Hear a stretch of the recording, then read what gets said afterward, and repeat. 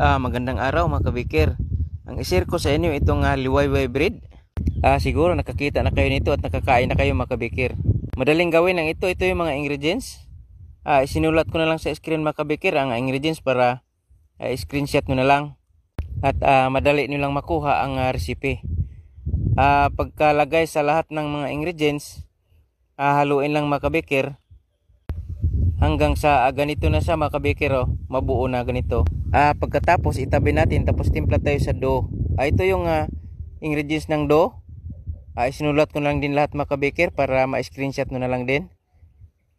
Ganun lang din ang paraan sa ibang pabalat ko sa tinapay mga kabikir.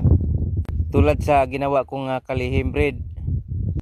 Ito 4 minutes ko itong mix.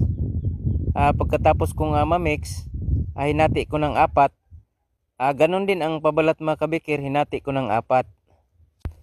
Pagkatapos isa-isahin natin sa pagplat ang pabalat. Gamitan lang natin ng barilya mga kabikir para madali. Bahiran ng tubig bago ilagay ang palaman para dumikit mga kabikir. Pagkatapos i-roll, i-flat lang natin ng konti. Pagkatapos tusok-tusukan natin ng tinidor.